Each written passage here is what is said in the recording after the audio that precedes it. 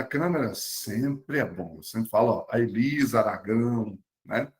Irmã do Renato Aragão, né? É. Aí a Raimunda Vieira, quem mais? A Ingrid Brückner, deve ser uma austríaca, sei lá, uma alemã, né? Alguma coisa assim. Maria Helena, Maria Heleninha está ali, ó. Atrás dela parece ter uma placa chamada Jesus. Tá? Eu acho que são esses que... Ah, Rosenei Costa. A Rosenei parece que está lá na Sibéria, né? É mulher friorenta, gente, tá doido? Olha só, Ana Cristina está ali também. A Guten Jaqueline. Morgen. Jaqueline está com frio também, Jaqueline. Está com friozinho, né? Pois é, mas está passando. Hoje já está um pouco melhor, já não está tão frio como ontem. Aqui onde eu estou agora está ainda 10 graus. 8 graus aqui. Uau! O campeão aqui Rose Santos, bom dia. Tá bom. Olha só, eu acho que foram esses que abriram a câmera. E aqueles que não abriram, bom dia, né? Josilene também. Aqueles que não abriram a câmera, porque provavelmente o pecado deve ter feito um estrago maior, né? E eles não querem mostrar, né? Brincadeira, viu, irmãos? Por favor, por favor. Aliás, tem algumas pessoas, irmãos, que dizem que a Bíblia fala que nós seremos transformados num piscar de olhos. Mas tem alguns que vão ter que piscar mais de uma vez, viu? Pisca aí mais uma vez que não deu, não, né? Não deu, não. O negócio ficou feio, né? Então, eu, por exemplo, vou ter que piscar umas 10 vezes, viu? Para ver se, né? Ver se chega lá no nível, né? Chega no nível. Mas, olha, começando o dia com bom humor, né? É sempre bom. A Josilene parece que é uma caminhante. Ela já está caminhando. Eu não sei aonde ela está, mas já está de dia. Deve ser algum lugar fora do Brasil. Não é possível. Ou está no Nordeste, alguma coisa assim. Não tem lógica, não é? Dá para me ouvir? Dá, Josilene. Eu sou aqui de Itabaiana. Eu trabalho numa panificação. E eu, de manhãzinha cedo, tenho que colocar o meu cachorro para fazer a necessidade. E daqui a pouco estou abrindo a padaria. Mas eu fico com o celular Que com coisa o linda, hein? fone. Que Hã? maravilha. Mas já ia estar clarinho, né? O céu já amanheceu aí. Tá?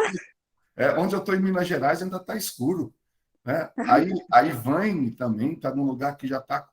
Parece que ela está num outro lugar, porque tá sol Bom aí. dia, Bom irmãos. dia, Ivane. Você está Feliz onde, querida? semana com Jesus. Você está onde? Guten Morgen. Guten Opa, Morgen, ja? Guten Morgen. Du sprichst Guten Deutsch? Morgen, Guten Morgen. Está na Ah, Alemanha? nein, estou na Suíça. Suíça. Oh, Suíça é linda. Eu cheguei a conhecer ali Genebra. Né? Fui até Genebra. Schön. Você fala alemão? Sprechen Deutsch? Nein, nein, nein. Minha mãe fala fluentemente. Doch, du sprichst ein wenig, ja? Schade. Sim, você fala um pouco, sim, de alemão.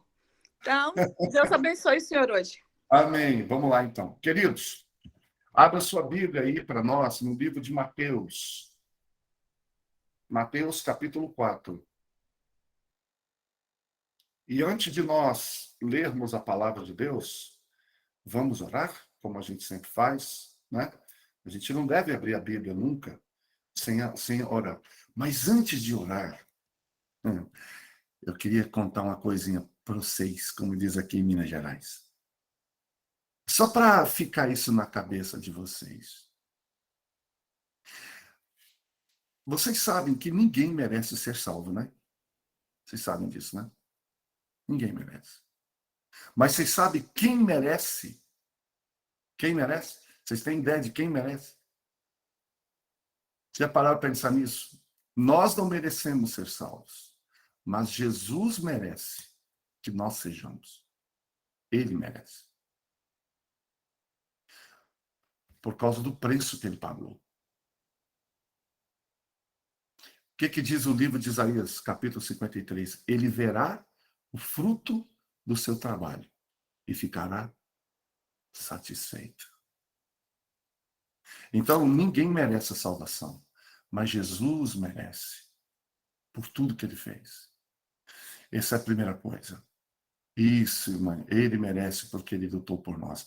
A nossa salvação é o pagamento. Olha só, Jesus está esperando até hoje receber o pagamento. Pensou nisso? Você é o pagamento dele. A segunda coisa que você tem que pensar. Eu gosto muito de falar com as irmãs nessas horas, porque elas entendem isso melhor do que nós, os homens. Eu tenho uma esposa que ela gosta de sapato. Adora sapato. Ela gosta de um sapatinho de vez em quando. Homem geralmente tem 2 sapatos. Já perceberam isso? Um tênis e um sapato para ir na igreja. Mulher costuma ter. Mulher parece centopeia, né? Nunca vi, parece tudo centopeia.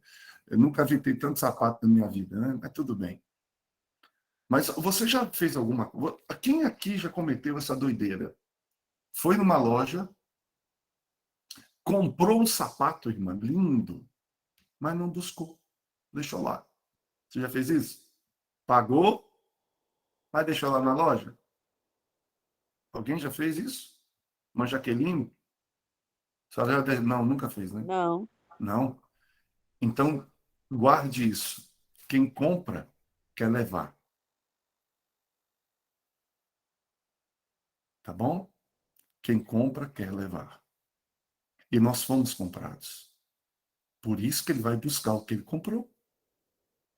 Essa é a garantia que nós temos. Nós somos comprados por alto preço. E quem compra, quer levar. Ele vai levar. Então, antes de nós orarmos, eu queria fazer essas 2 considerações. Nós não merecemos ser salvos, mas ele merece que nós sejamos. E segundo, quem paga, quer levar. Então vamos orar. Pai querido, estamos aqui em nome de Jesus. Olha nós aqui de novo, teus filhos, chamando o Senhor de Pai. Porque isso é o que o Senhor é, nosso Pai.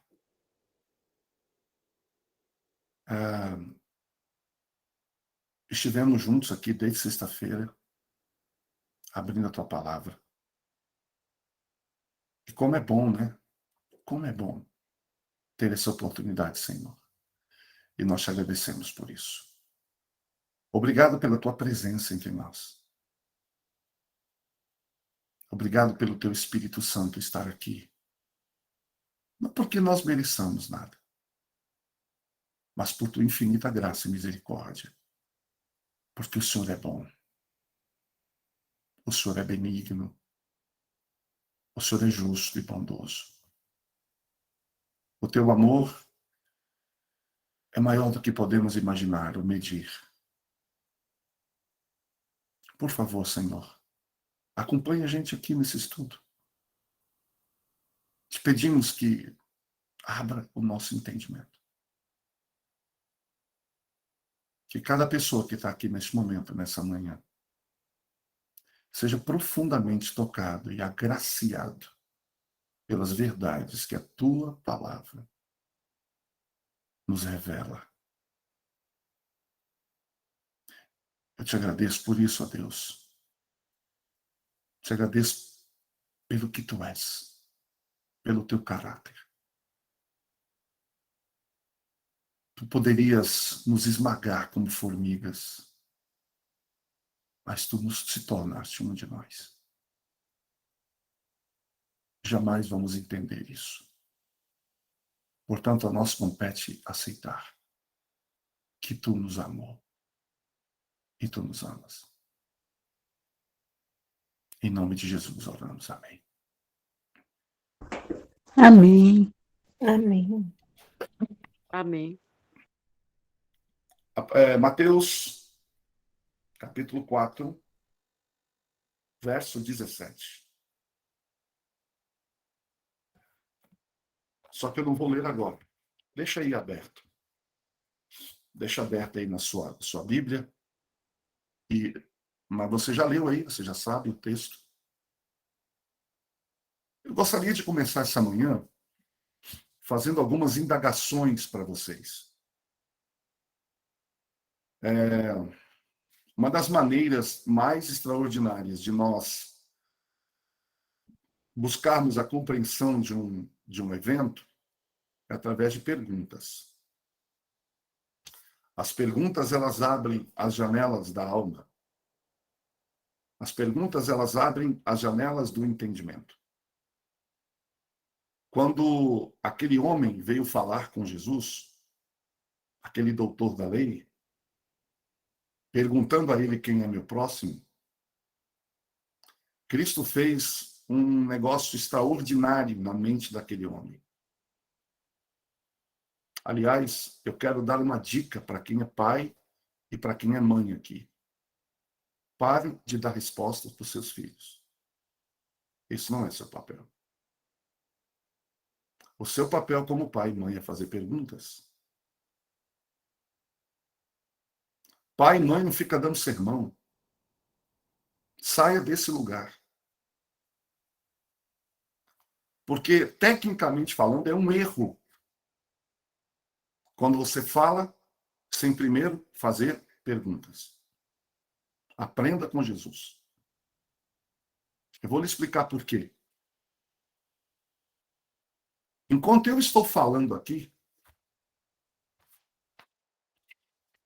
eu não faço ideia do que você está pensando. Você pode estar pensando tanta coisa, inclusive ao meu respeito.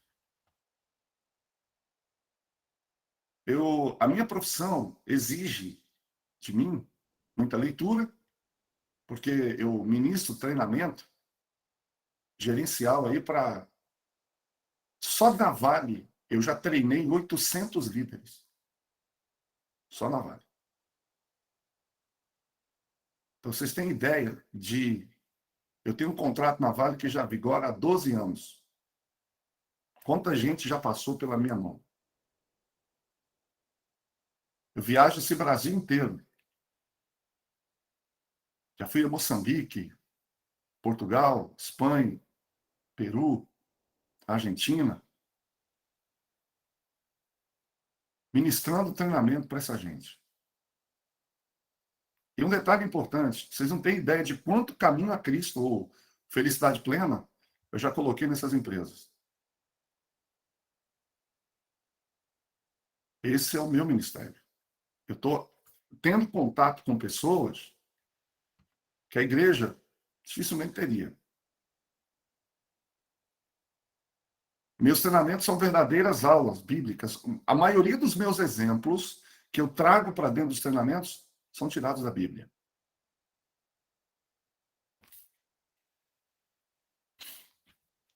Então, uma das coisas que eu ensino para esses líderes é a arte de perguntar. Isso é uma arte. E por que eu gosto de começar fazendo perguntas?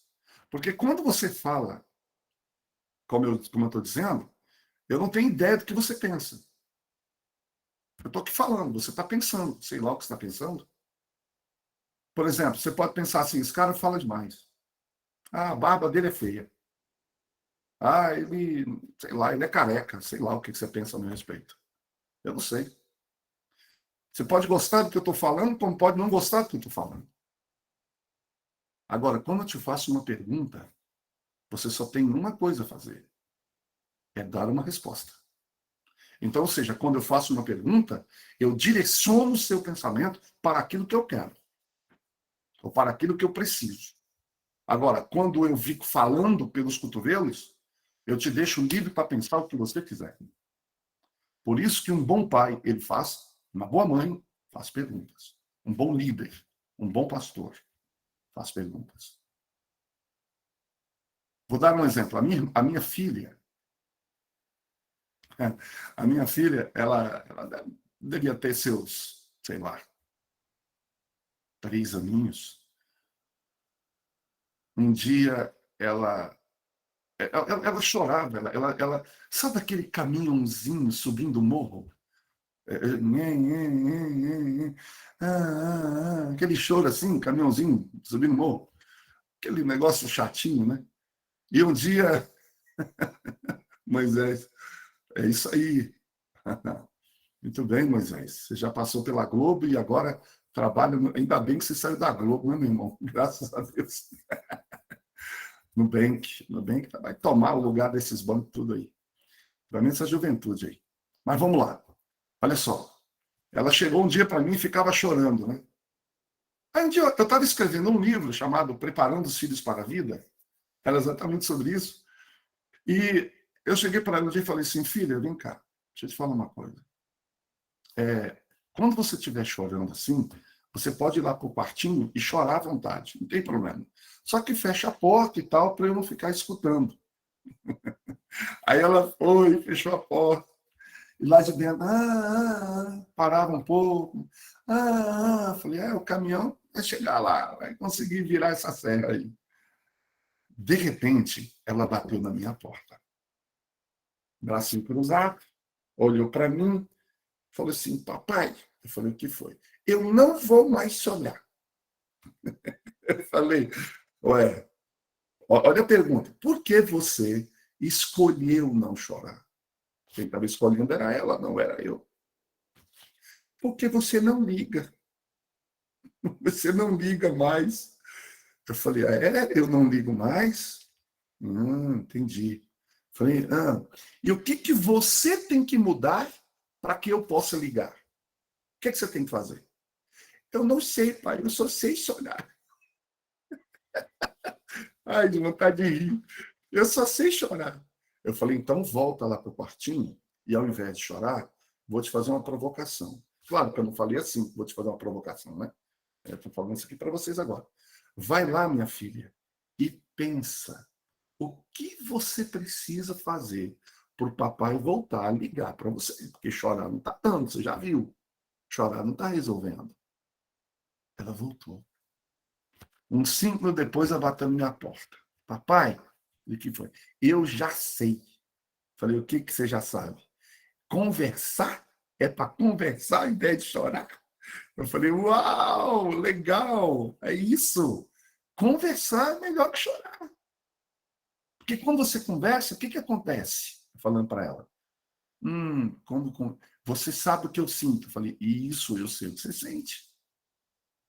Gente, eu criei um problema a partir dali, porque a cada 15 minutos ela vem na minha porta. Papai, vamos conversar? Papai, vamos conversar? Ela tem 23 anos. Até hoje, papai, vamos conversar? Até hoje. Um dia ela chegou para mim e falou, papai, eu estou com tédio. Eu falei, o que é tédio? Quando a gente não tem nada para fazer. O que você quer fazer para resolver o seu tédio? Tédio é dela, não é meu. Deixa eu te falar uma coisa, amigo. Isso aqui é só uma introdução. Faça o seu filho pensar. Desenvolva no seu filho e na sua filha a capacidade de raciocínio. Tudo que o diabo não quer é que o teu filho pense. Usar essa área de Brodmann, do córtex frontal. E como é que você faz isso? Perguntas bem elaboradas. Ouça para depois perguntar.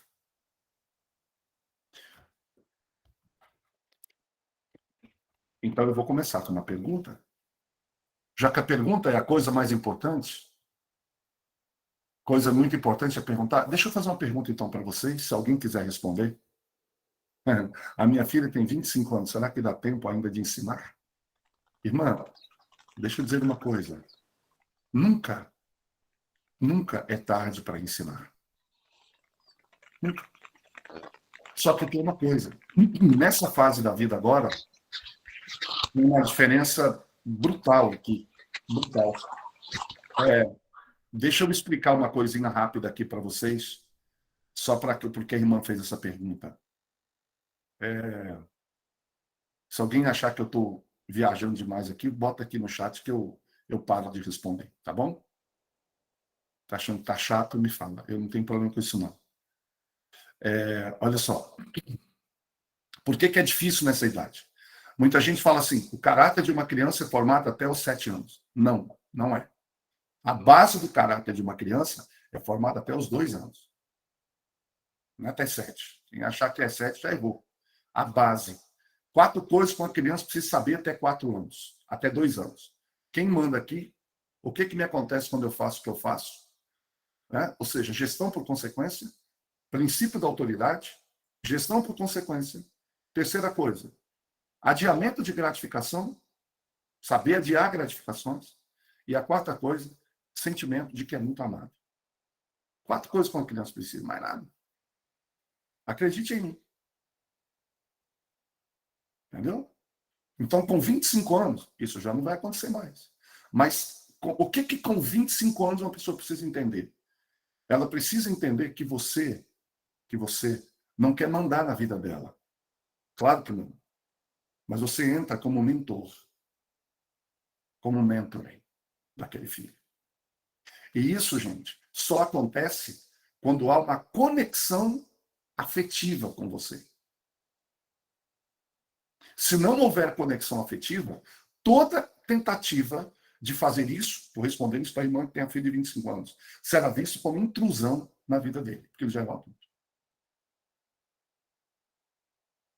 É por isso que, para você fazer esse trabalho, você tem que ter preparo. Você precisa ler.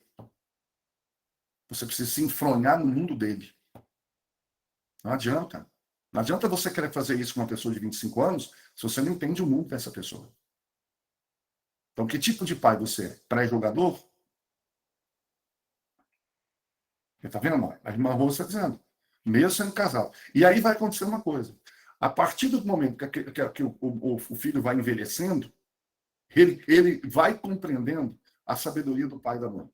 Parece que há um retorno para esse lugar de conselho. Mas sempre use as perguntas. Perguntas abertas. Como você faria? E se você fizesse assim, filho? Como seria? Você já pensou de uma outra forma? Você já pensou dessa maneira? Faz sentido para você dessa forma? Esse lugar de pai, do pai que dizia, não, isso aqui não, isso lá no passado resolve. Aqui resolve, mas não. Mas deixa essas mãozinhas aí, depois a gente discute isso. Senão a gente não termina o tema hoje, tá bom? Então, vamos lá. Eu queria fazer uma pergunta para vocês. Qual é a coisa mais importante da vida?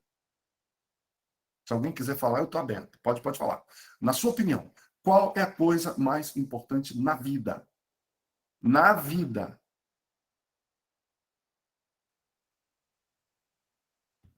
E está na Bíblia. Seria o amor? Amor? Interessante. Eu imaginava que viesse o amor como resposta, mas não. Segundo a Bíblia, não é o amor. Vamos abrir a Bíblia? A Bíblia dá a resposta.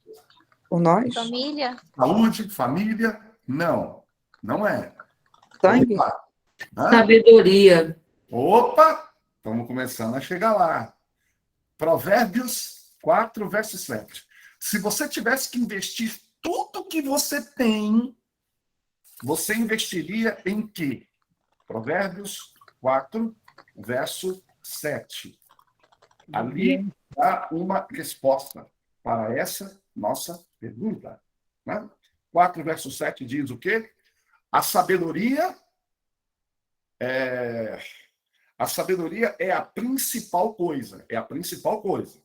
Portanto, adquire a sabedoria e com toda a sua aquisição, ou seja, com toda a grana que você tem, com todo o recurso que você tem, adquire o quê? O que está escrito aí? Entendimento. Opa! Então, conhecimento é bom. O conhecimento é bom. A sabedoria é boa. Mas se você tiver que investir tudo, você invista no seu entendimento. E por quê? E por quê? Porque quando não entendemos, um mal entendido pode ser aceito como um entendido. Vocês concordam? Um mal entendido pode ser aceito como algo que foi entendido. quando na verdade eu mal entendi. Agora, o que é entender? Isso é importante. O que é entender? Para a gente entender o que é entender, e ó, estou aqui usando a King James, tá? E para a gente entender o que é entender, nós temos que primeiro entender o que é conhecimento. O que é conhecimento? Conhecimento, irmãos, é informação. Informação. Quanto mais informação eu tenho, mais eu conheço sobre aquele assunto. Ok? Então, conhecimento é o mesmo que informação. O que é sabedoria? Sabedoria é a aplicação do que eu conheci. Ok? Então, conhecimento é informação, sabedoria é a aplicação, porém, entender é compreender. Compreender. Portanto, você pode ter o conhecimento, mas não entendeu. Você pode ter a informação, mas não compreendeu. Então, você não pode aplicar com sabedoria aquilo que você não compreendeu. Aquilo que você não entende. Se você não entende a informação, você vai aplicar de forma errada essa informação porque você não entendeu. Então, entender, ela está ali no meio entre o conhecer, que é a informação, e a sabedoria, que é a aplicação.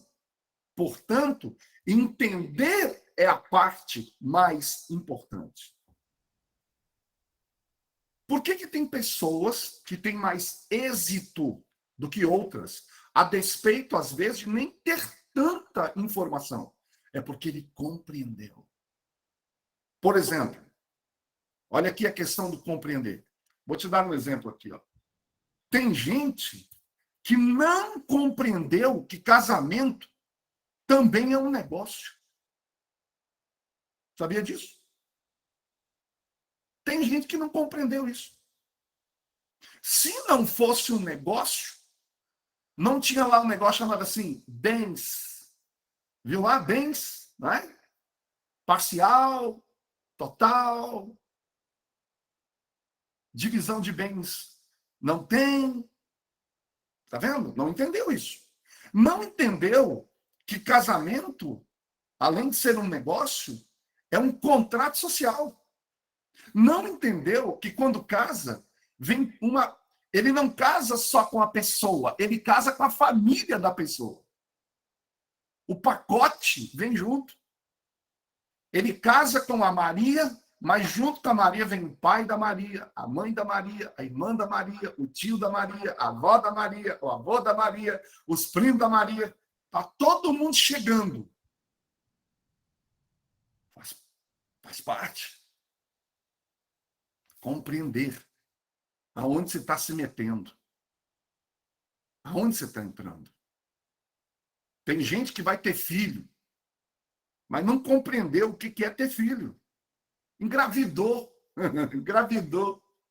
Oh, meu Deus. Você gasta 3, 4 mil reais para tirar uma carteira para dirigir um carro.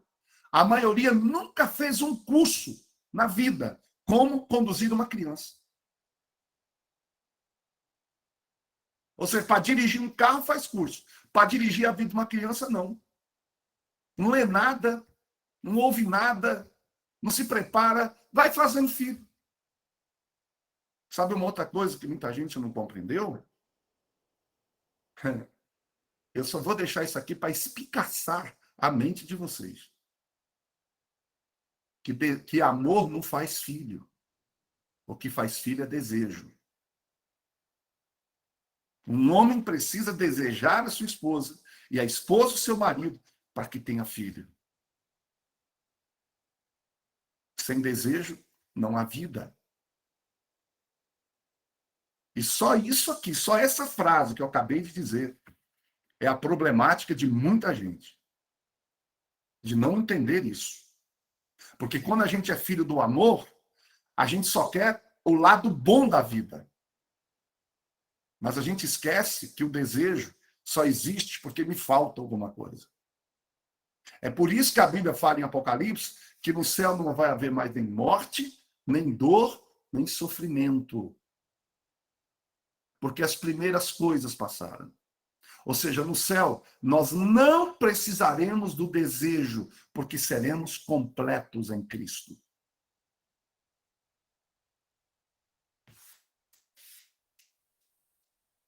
Sofrimento é escolha. Dor, não. Luto, por exemplo. Luto é eu sentir tristeza pela perda. Sofrimento é como eu vivo esse luto. Eu bato a canela na mesa, vai doer. Sofrimento é como eu resolvo passar pelos problemas da vida. Entende? Então, eu só estou dando alguns exemplos de como entender é importante. Por exemplo, nós teremos uma eleição esse ano no Brasil. Quer você queira, quer não, quer você concorde, quer não, quer você diga, eu não estou mais nesse mundo, eu não estou mais nem aí, eu vou para o céu, alguém vai governar você. Entendeu o que quer dizer? Alguém vai governar você. Alguém lá em Brasília vai tomar decisões que vai afetar a sua vida enquanto você está aqui na Terra. E é bom você entender isso.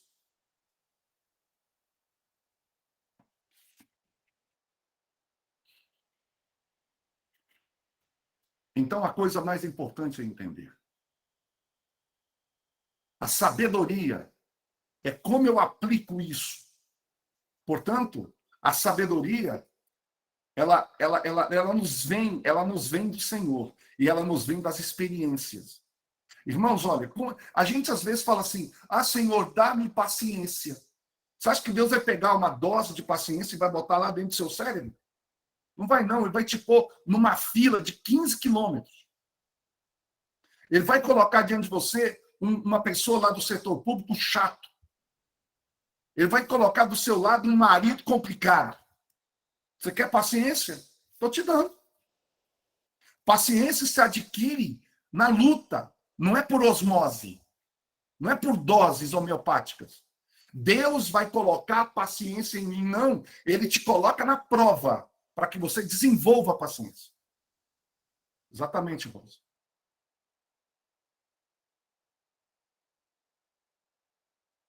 Deus usa as circunstâncias da vida para nos amoldar. E às vezes a gente foge disso. Por isso que a Bíblia fala, né?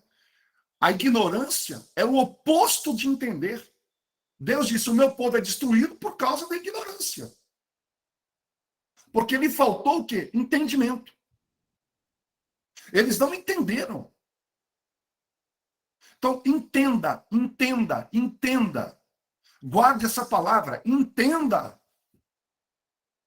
Eu estou convencido que a igreja está sofrendo hoje por causa do mal entendido. E entender, gente, só é possível quando você capta, segura a verdade.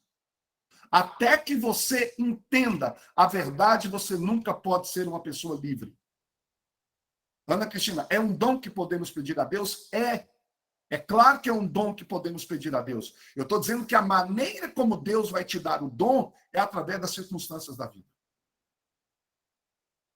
O que diz Hebreus a respeito de Jesus? Que Jesus aprendeu pelas coisas que ele viveu.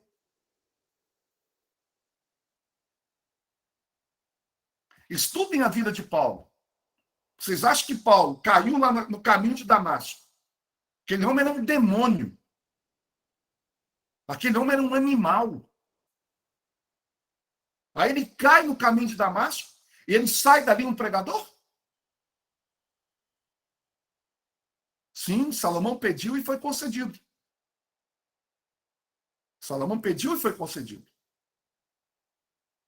Mas como que Salomão foi se tornando sábio? Essa é a pergunta que eu te digo. Nós temos que entender aplicando. Quer ver? Até a questão do sacrifício. Veja bem, olha lá em Levíticos capítulo 4. Sangue derramado não perdoa pecado. Tá bom? É sangue aplicado. O sangue do novilho, do carneiro que era derramado, ele era colocado numa bacia. Então, por que o sangue era derramado? Para ter sangue. Para esse sangue ser aplicado dentro do santuário. O sangue que valia era aplicado nas pontas do altar e aplicado na cortina dentro do templo. Se o sangue ficasse só no altar lá fora, ele não servia para nada. Ele tinha que ser aplicado. Então, é com a aplicação na vida que a gente adquire sabedoria. A gente adquire a sabedoria indo à palavra, olhando para ela e dizendo assim, então é assim que faz, é? Ah, então é assim que resolve, é? Ah, então eu vou lá fazer também. Não adianta, sabedoria que não é aplicada é estupidez. Então, nós temos que entender essa verdade. Até que você não entenda, ninguém será livre. A ignorância, irmãos, é o maior escravizador do homem. Aquele que ignora, ele é prisioneiro de confusão. Porque ele ignora. Ele não sabe. Então, por que entender é tão importante? Porque o mal entendido, ele pode se tornar uma verdade para você. Você pode passar 50 anos trazendo um mal entendido como se fosse uma verdade. Então, a coisa mais importante na vida é entender. Deixa eu entender isso aqui. E na busca do entendimento, a sabedoria vem. Salomão está dizendo isso. Se tiver que investir alguma coisa, você acha que Salomão, ele sabia do que ele sabia do nada? Ele fala, eu me apliquei. Está lá, ele dizendo, eu me apliquei. Ele foi estudar botânica. Ele foi estudar genética. Por isso que aquela rainha de Sabá ficou doida quando viu esse homem. Ou você acha que Salomão foi entrando na cabeça dele assim, por revelação? Não. Deus deu sabedoria a ele, e ele foi aplicando essa sabedoria e desenvolvendo essa sabedoria. Por quê? Porque foi isso que ele pediu a Deus. Se ele pediu a Deus, significa, sim, até para amar precisamos de sabedoria. Senão a gente se torna escravo do outro. Amar não é escravidão. Amar é serviço. Lembre-se de uma coisa. Deus te chamou para ser servo, não para ser escravo. De ninguém. Qual a diferença entre um servo e um escravo? O escravo, ele está nessa vida para atender às vontades do seu senhor. Isso é o que o escravo faz. Ele atende às vontades. Já o servo, ele atende às necessidades. É completamente diferente. Você foi chamado para atender à necessidade, não às vontades de filho, nem de marido, nem de mulher, nem de chefe, nem de igreja, nem de ninguém. Agora, a necessidade, levanta a mão, vai lá e faz. Porque é uma necessidade. Tem tanta gente sofrendo porque é escravo dos outros fazendo... Gente, por detrás de um folgado, sempre tem os dois sobrecarregados. Já viu aquele marido? Amor, pega a toalha para mim. Não tem mão, não? Por que não pegou? Todo dia, palhaçada é essa. Nem é saudável. Nem é saudável. ficar fazendo para os outros o que eles mesmos podem fazer. Isso chama autonomia.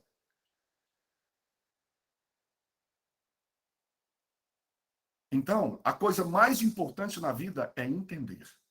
Os irmãos me desculpem, que às vezes vocês fazem perguntas e eu não respondo aqui, porque são assuntos. Se eu entrar nisso, eu não termino isso aqui, não. Vira consultório. E não é essa a minha proposta aqui hoje. Desculpem. Espero que os irmãos entendam.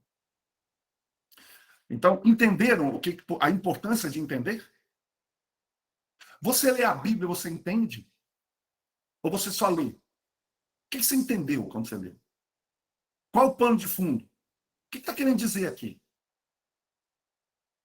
Então, eu quero fazer uma pergunta muito simples agora. Você entende a ideia de Deus? Será que nós entendemos a mente de Deus? Será que entendemos a visão de Deus? O propósito de Deus? Será que entendemos o propósito de Deus para a raça humana? Será que entendemos o propósito de Deus para a Terra? Será que entendemos o propósito para o qual Ele nos criou? Será que entendemos? Será que entendemos o plano original de Deus? Será que entendemos o alvo original de Deus? Será que entendemos a paixão de Deus? Será que entendemos? É tanta coisa para entender que eu deveria passar com vocês várias semanas aqui nessa sala de oração falando sobre isso. Será que entendemos? Agora eu quero fazer uma outra pergunta para vocês. Eu perguntei qual é a coisa mais importante. Entendemos a ideia de Deus, o plano de Deus, a ideia de Deus para a terra, a ideia de Deus para o homem. Será que entendemos?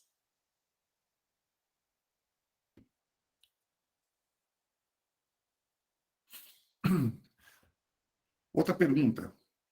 Qual é a coisa mais poderosa na terra? Estou perguntando a vocês, se alguém quiser responder. A coisa mais poderosa na terra.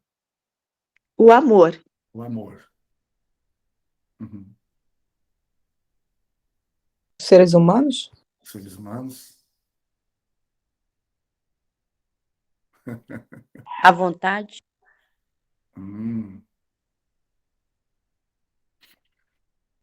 Vamos lá. A coisa mais poderosa na Terra é uma ideia. Uma ideia. Como assim uma ideia? É uma ideia, irmãos. Não há nada mais poderosa na Terra do que uma ideia. Tudo o que existe hoje esteve um dia na ideia de alguém. Teu celular, teu computador, a tua casa, o teu carro. Você não tem gente aqui que não está querendo ir para a roça? Não está querendo ir para o campo? O que é isso? Isso é uma ideia. Aí, quando você compra o terreno e vai, você está materializando uma ideia. Então, a ideia é uma coisa mais poderosa. Ideias, portanto, são um fundamento. Guardem isso. Ideias são o fundamento da criação. O fundamento do entendimento é uma ideia. Ou seja, para eu entender, eu preciso saber a ideia, o pensamento. O que é uma ideia? Irmãos, ideia é um preceito.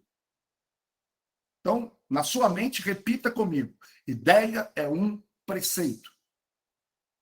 Guarde essa palavra, preceito. Do latim, a palavra preceito, ela vem do latim preceptum. Ou seja, o que é preceptum? É aquilo que foi aceito antes.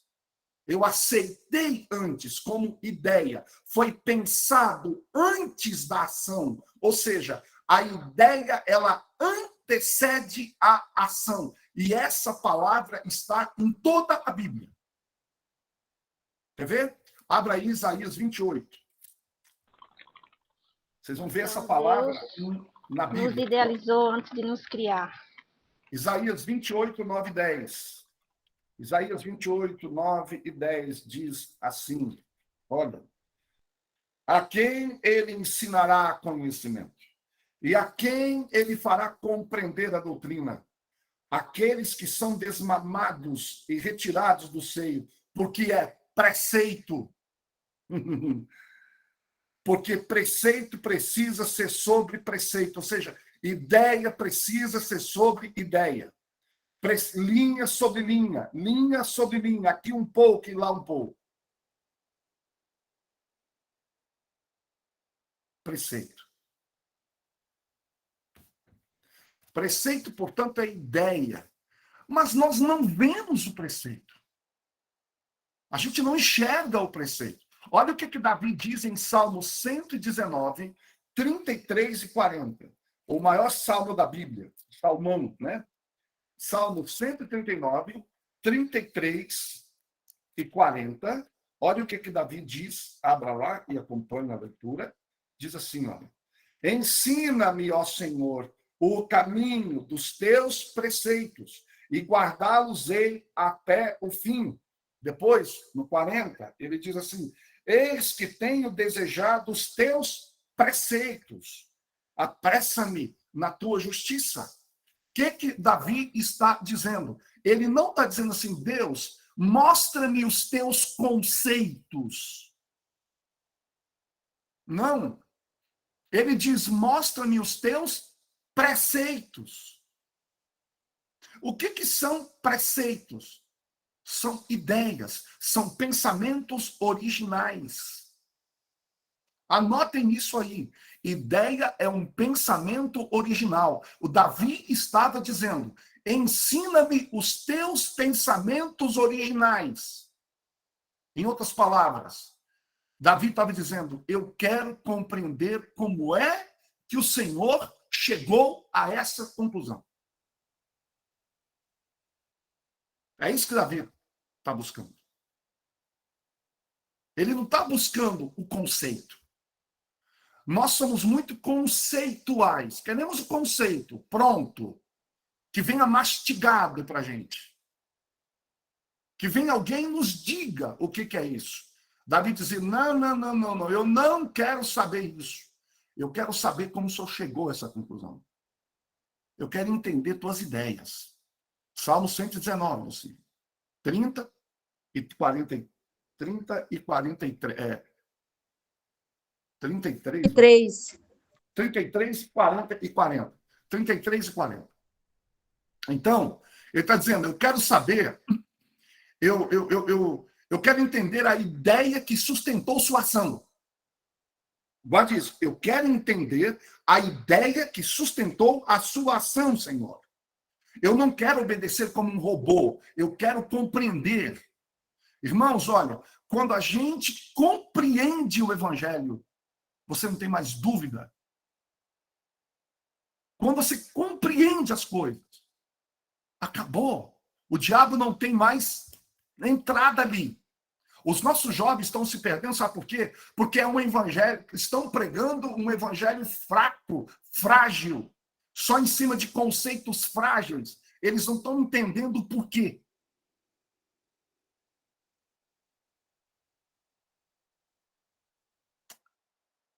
Davi está dizendo, eu quero compreender o que as tuas mãos têm feito. Ou quais foram os teus pensamentos, porque o pensamento precede a ação. Quando alguém age, já é tarde demais. Gênesis capítulo 1, olha lá, Gênesis capítulo 1. O que está lá? No princípio, Deus criou o céu e a terra. Vem comigo aqui, por favor. Imagina que você está sentado numa cadeira, você está olhando de longe. Isso vai acontecer um dia. Nós vamos estar dentro da Cidade Santa, olhando e vendo Deus fazer. Vai ser maravilhoso. Faça isso, você vai ver. Coisa linda. A recriação da terra. Eis que faço novas todas as coisas. Gênesis capítulo 1. Imagina você sentado ali, vendo Deus criar. E Deus disse, haja luz. quando você está vendo a luz, o sol, as estrelas, os animais, as aves, as plantas, isso já são as ações de Deus. O que você está vendo ali é Deus agindo, criando já, fazendo, não é Deus pensando. É Deus fazendo. Deus pensou antes. Lembra? Ellen White me fala, Patriarcas e Profetas, história da redenção. Houve um conselho entre o Pai, o Filho e o Espírito Santo, para quê? Para criar a Terra. Ali as ideias foram feitas. Quando Deus saiu dessa reunião, ele já saiu para a ação. O que Davi queria saber é o que foi falado naquela reunião. Entendeu? O que estava na cabeça de Deus naquela reunião? Então, quando você lê Gênesis, você conhecerá o que Deus fez, mas não o que ele pensou. Isso ele fez antes. Então, perguntamos, por quê? Por que ele fez isso? Aí você começa a perguntar, quais são as ideias que Deus tinha ao criar a terra, as plantas, os animais, o sol, a lua, as estrelas, o homem? Quais foram as suas ideias, seus preceitos, o seu pensamento original? Foi isso que Davi pediu a Deus. Ele falou assim, olha, eu não quero saber o que o senhor fez. Isso eu já vi. Quando eu olho para o céu e vejo as cores ali, o sol, a lua, as estrelas que tu criaste, quem é o homem. Isso eu já vi. Eu já sei que isso te revela. Mas por que o senhor fez isso? O que o senhor tinha em mente quando o senhor fez isso? Seus preceitos. Que ideias estão na sua cabeça? Irmãos, ideias são pensamentos originais. Tudo que você vê no mundo hoje, primeiro existiu na mente de alguém. Esta sala de oração, primeiro existiu na mente de alguém. Hoje nós estamos materializando uma ideia.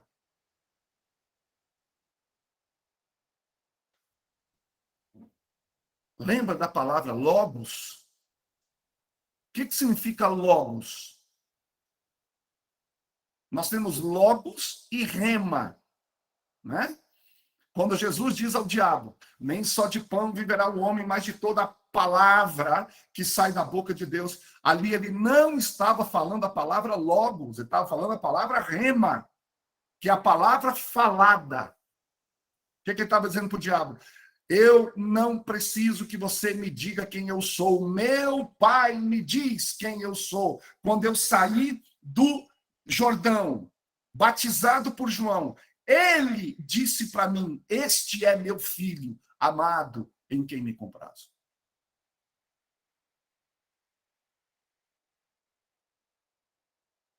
Mas a palavra logos é a palavra. Então eu posso dizer, no princípio era a palavra. No princípio era o logos. No princípio era o verbo. Mas também posso dizer, no princípio era a ideia. No princípio era a ideia. A ideia estava com Deus, a ideia era Deus, a ideia se fez carne e habitou entre nós, e vimos sua glória, o poder dessa ideia no unigênito do Pai. Cristo, portanto, era a ideia de Deus como humano, em carne humana. Então, se você quiser saber como Deus pensa, quem que você tem que olhar? Você tem que estudar Jesus. Como é que Deus pensa? Estude Jesus. Você tem que ouvir Jesus. Assim como o homem pensa, assim ele é. Isso está na palavra de Deus. Então, as palavras que Jesus fala, então, são os pensamentos originais de Deus. Portanto, uma palavra, ou melhor, um pensamento é uma palavra silenciosa que está lá dentro da sua mente. Quando você pega um pensamento e expressa esse pensamento em forma de som, ele é chamado de palavra. Palavra, então, é um pensamento exposto. Vou repetir. Palavra, então, é um pensamento exposto. Palavra é um pensamento exposto. Cada coisa que era criada pela palavra. E essa palavra se chama Jesus. Então, se Jesus é a palavra, e palavra é um pensamento exposto, e pensamento é um preceito, e preceito é uma ideia, então Jesus é a ideia de Deus. Então, tudo que Jesus falou e fez foi uma manifestação do pensamento original de Deus. Porque o pensamento do homem e o próprio homem são um só. Assim como o homem pensa em seu coração, assim ele é. Os discípulos disseram, mostra-nos o Pai. Jesus falou, quem vê a mim, vê o Pai. Quem vê o que eu falo, está ouvindo o que o Pai está falando. Então, se você quer conhecer a ideia original de Deus, nós temos que estudar as palavras de Jesus. Então, eu vou estendendo a linha de raciocínio. Quais eram as ideias de Jesus? Quais eram as ideias dele? Quais eram as ideias? O que ele sempre falava? Qual era a ocupação dele? Qual era a única mensagem que ele falava? O que ele falava todo dia, todo dia, todo dia, todo dia? O que eu vou dizer agora pode deixar vocês um pouco confortável. Talvez vai deixar alguém meio desconfortável aqui. Mas antes de você discordar de mim, do que eu estou dizendo, leia e entenda os 4 evangelhos. Lembre-se, as palavras e os atos de Jesus. O que Jesus pregava? O que ele falava? Lembre, falar é pensamento exposto.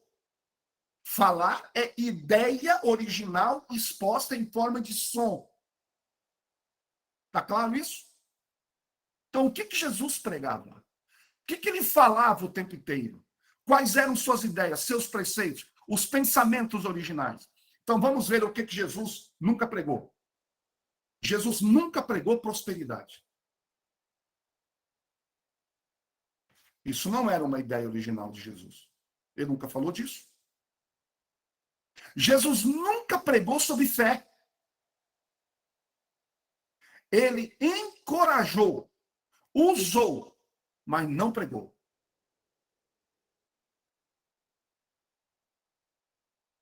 Ele nunca pregou sobre nascer de novo, a não ser uma vez.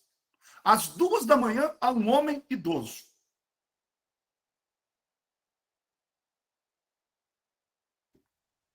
Ele nunca pregou. Por quê? Não era a mensagem dele. Não era a ideia dele. Jesus nunca pregou sobre o batismo, ainda mesmo que ele tenha batizado. Ele apenas diz, quem crê e for batizado será salvo. Qual era a ideia? Mateus capítulo 4, 17. Agora eu posso ler. Mateus 4, 17. Eu precisava fazer todo esse introdutório para chegar aqui. Diz assim, ó. Mateus vai dizer, a partir desse tempo, qual tempo? Pois que João foi preso, ele volta do deserto. Jesus começou a pregar e a dizer, arrependei-vos, pois é chegado o reino dos céus. A primeira mensagem de Jesus após a tentação, a sua primeira mensagem pública, não foi sobre fé, não foi sobre nascer, não foi sobre prosperidade, não foi sobre Daniel, não foi sobre Apocalipse, não foi sobre profecia, foi arrependei-vos, porque é chegado o reino de Deus. A sua primeira mensagem ao mundo, a sua ideia original foi esta: arrependei-vos, porque é chegado o reino de Deus.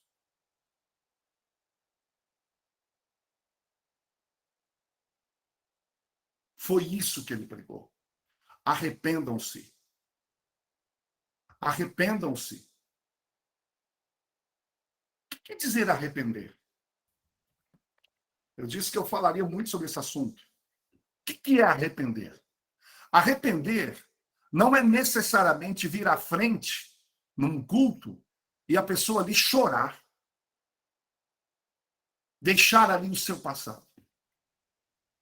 Arrepender, na palavra hebraica para arrependimento, significa mudar o jeito de pensar. Entendeu? Arrepender significa mudar o jeito de pensar, ou seja, mudar a ideia. Jesus estava dizendo, mudem, eu estou traduzindo agora o que Jesus falou no arrependimento, mudem o jeito de pensar, porque o reino chegou. Se vocês se lembram, eu disse ontem sobre Laodiceia, qual era o problema de Laodiceia? Não é o diagnóstico em si, você é miserável, você é pobre, você é cega, você é nua. Isso é diagnóstico. O problema é por que ela chegou nessa condição. Porque as ideias de Laodiceia estão erradas. Os pensamentos de Laodiceia estão errados. Então, sobre o que Jesus começou a pregar? Ele está dizendo, mude a sua condição mental, mude a sua maneira de pensar, mude como você foi ensinado, porque o reino do céu chegou à terra. Em outras palavras, Jesus começou a pregar o reino dos céus na terra. E vamos olhar o precursor de Cristo. O que João Batista pregou? Olha lá, 3:1. Mateus 3:1. Naqueles dias veio João, o Batista, pregando no deserto da Judéia, dizendo, arrependei-vos, porque o reino do céu tem se aproximado. Eu pergunto, não é a mesma coisa que Cristo fala em 4:17? João chegou pregando o evangelho do reino. João o Batista foi o primeiro pregador do Novo Testamento. João não pregou batismo, ele pregou o reino dos céus, que é a ideia. Então, você quer saber qual é a ideia de Deus? Você quer saber agora qual é a ideia original de Deus? Você já compreendeu qual é a ideia original de Deus? Irmãos, eu vou repetir. Reino é reino, reino, reino, reino, reino, reino, reino, reino. É só isso.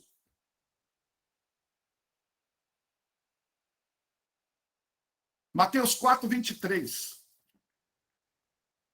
O que diz aqui Mateus 4:23? Diz assim, e Jesus foi por toda a Galileia, ensinando em sua sinagoga, pregando o evangelho do reino. Queridos, reino. Cristo nas bem-aventuranças. Olha o que diz. Abençoados, pobres de espírito, porque deles é o reino dos céus. Ele está dizendo, olha, você que é espiritualmente vazio, quebrado, espiritualmente buscando alegrar, o reino do céu é seu. Não fica atrás de YouTube, gente. Leia a Bíblia. Jovem, adulto, pastor, pregue a ideia original de Deus. Jesus disse, 7,5 bilhões de pessoas, hindus, muçulmanos, cientologistas, bahá'ís, shintoístas, budistas, ateus, trinitarianistas, agnósticos. Todos vocês estão espiritualmente buscando, espiritualmente vazios, famintos. Mas vocês podem estar felizes, porque a única coisa que pode satisfazer a sua fome espiritual é a chegada aqui na terra do reino dos céus. Presta atenção nisso. Jesus disse que a única coisa que pode satisfazer o espírito humano não é a religião. Por isso que não importa o quão religioso uma pessoa possa ser, ela ainda não estará satisfeita. Porque o que está faltando em sua alma não é uma religião. Irmãos, religião é a busca do homem pelo reino. A religião que não te leva ao reino não tem sentido de existir. Por que o homem busca o reino? Porque ele sabe que perdeu algo. E hoje ele não tem condições de encontrar mais. Então, ele criou a religião como substituto do reino.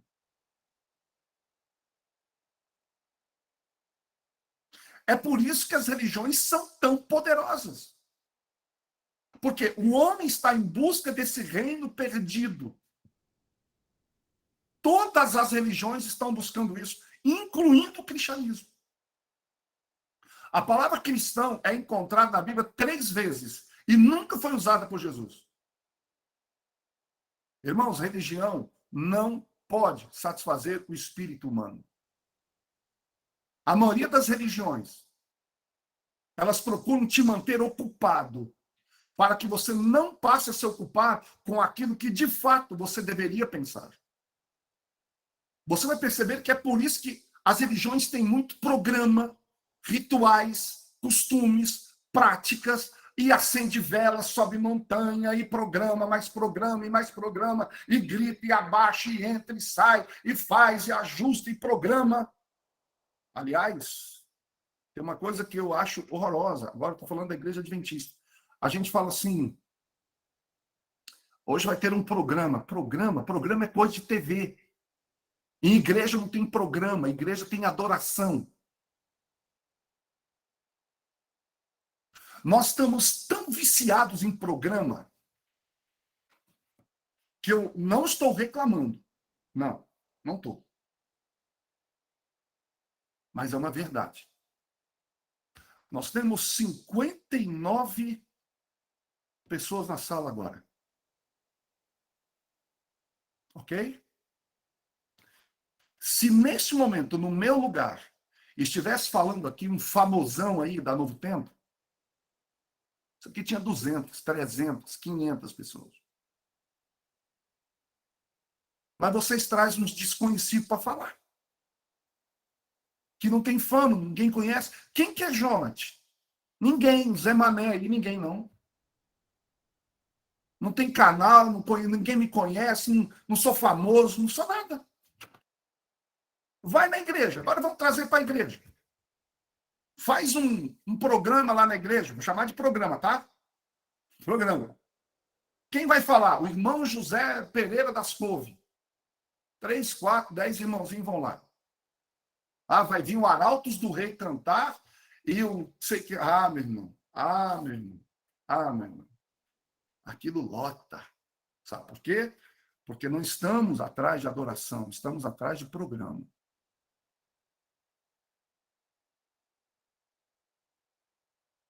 É duro, né? Como é que foi o programa? Irmãos, eu fui pregar uma vez numa igreja.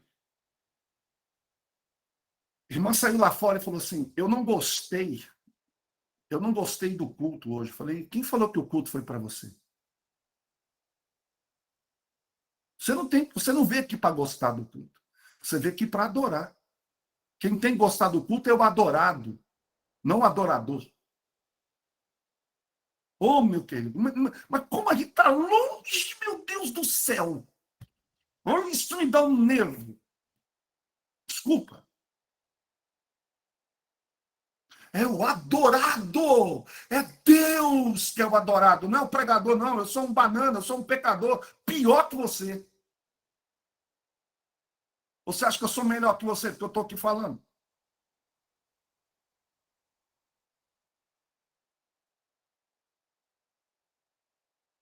Olha só. Por que a religião faz isso? Porque tem que te deixar ocupado. Para que você não se sinta vazio. Olha Nicodemos. Nicodemos era um especialista em costumes e rituais, orações. Mas quando ele ouviu Jesus, ele disse: eu quero entrar no reino. A religião de Nicodemos não o satisfazia. Queridos, qual é o maior inimigo do reino? Você sabia? É a religião.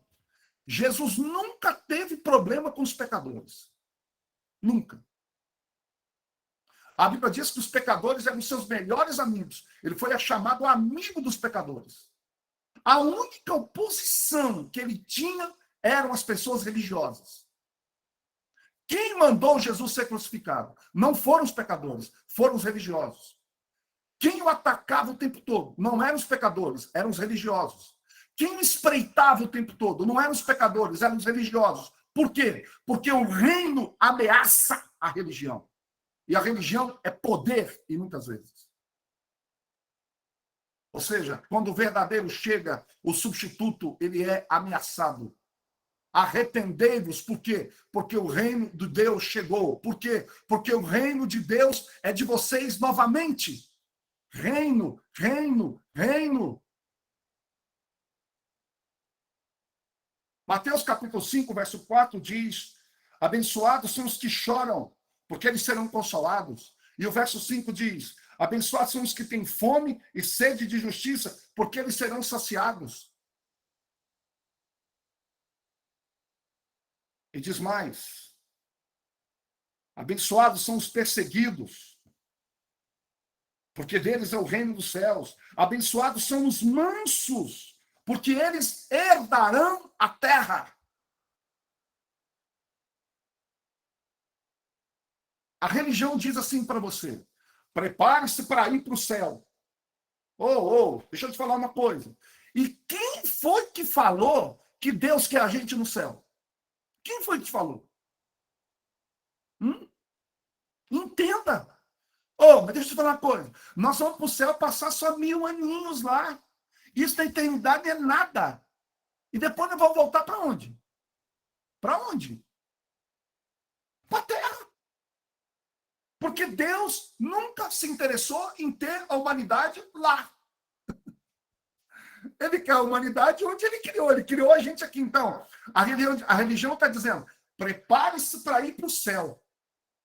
E Jesus diz: prepare-se para invadir a terra.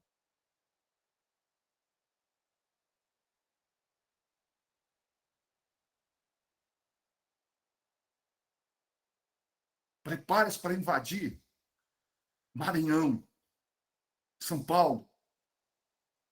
Deixa eu te falar uma coisa. Irmão. Eu andei pelo mundo. Como alguns de vocês devem ter andado por aí também, e vocês percebem uma coisa. Cuidado para a gente não estar vivendo dentro de uma bolha. A realidade é maior do que a gente imagina. Cuidado para a gente não achar que o nosso mundinho é esse aqui. Nós temos um evangelho para ser pregado a todo mundo. Isso inclui a China.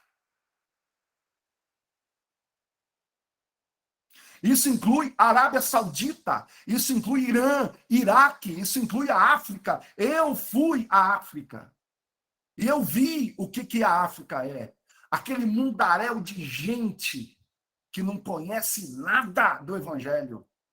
E a gente querendo que Jesus volte e essa gente se perdendo? Que egoísmo é esse? A gente deveria estar dizendo: Senhor, atrasa a tua volta, porque a gente não acabou o que a gente tem que fazer aqui. Você quer ir para o céu e gente da sua família está perdida? Você quer ir para o céu e gente que você conhece ainda não aceitou? Você quer ir para o céu e gente ainda não ouviu? Olha o que a religião está fazendo com você.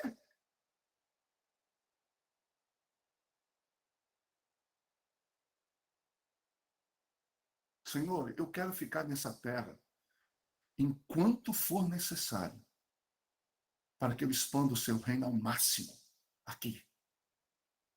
Céu, queridos, é só um tempo, nós vamos voltar para cá. Deixa eu te falar uma coisa. O homem, quando caiu, ele nunca perdeu o céu. Deus nunca deu a Adão o céu. Deus deu a Adão a terra. Você nunca pode perder o que você não teve. Aqueles que se perderem não estarão perdendo o céu, eles estarão perdendo a terra. Qual? A nova terra, que vai ser criada.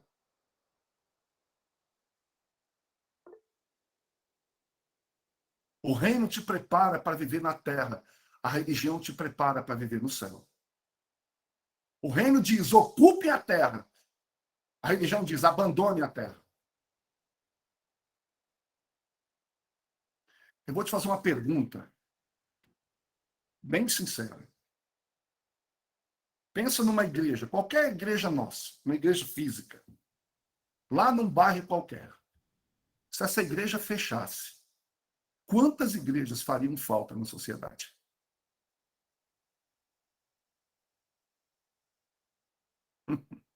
Sabe por quê? Porque todo sábado se reúne um bando de crentes lá dentro querendo ir para o céu. Quando Cristo está dizendo, invadam a terra.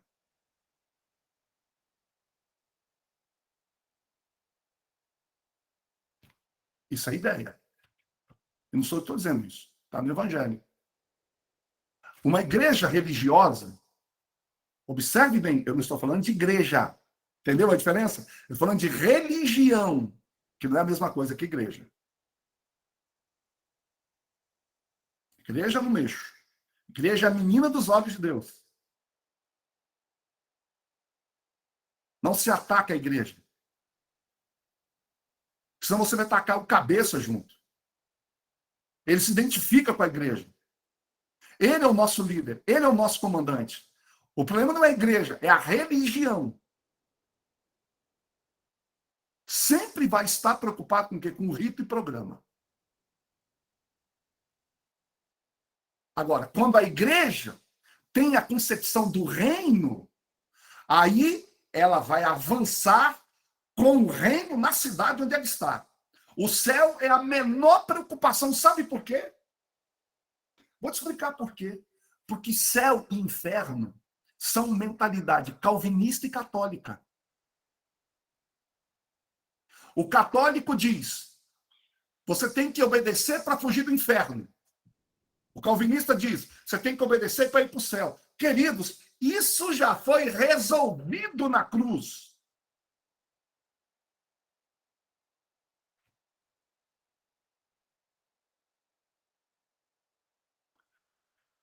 O céu é a menor preocupação da igreja, porque ela sabe que está garantido. Isso não é problema mais. Ela está preocupada em expandir o reino.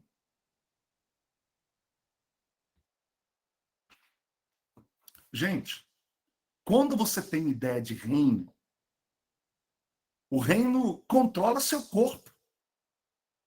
Você para de gastar dinheiro. Você para de perder tempo. Você para de perder sua energia. Você é preciso com o seu tempo, com o seu dinheiro, com as suas forças, com a sua propriedade, com o seu talento, com a sua inteligência. Por quê? Você se autodisciplina. Você está autodisciplinado porque você vai querer herdar a terra. Deus deu a Adão o planeta Terra. Deus disse, eu te dei plantas, animais, água, fruta, tudo isso. E ele diz, dominai. Deus disse a Adão, eu te dou a terra é sua. Onde está escrito isso? Salmo 115, 15 e 16. Os céus são os céus do Senhor, mas a terra ele deu aos filhos dos homens. O céu é de Deus, a terra é que é nossa. O céu é o território de Deus, mas a terra é o território dado por Deus aos homens. Então, quando Deus fala assim, eu sou o rei dos céus e vocês serão os reis da terra. Por isso que ele fala, eu sou rei de reis, senhor dos senhores. Nós somos senhores da terra, reis da terra. Então, ele é rei desses reis e senhor dos senhores. Eu sou o dono no céu, vocês são os donos da terra. Eu sou o dono dos donos da terra. Olha para Gênesis capítulo 1, 26. Olha lá. Vai lá no começo. Gênesis 1, 26. Nossa, gente, eu tenho... Nossa, tem que acabar. Olha, galera. E disse Deus, Façamos o homem à nossa imagem, conforme a nossa semelhança, e que ele tenha domínio sobre os peixes do mar, e sobre as aves do céu, sobre o gado, sobre toda a terra, e sobre todas as coisas rastejantes que rastejam sobre a terra. Amigos e irmãos, Deus não nos deu poder para dominar sobre pessoas.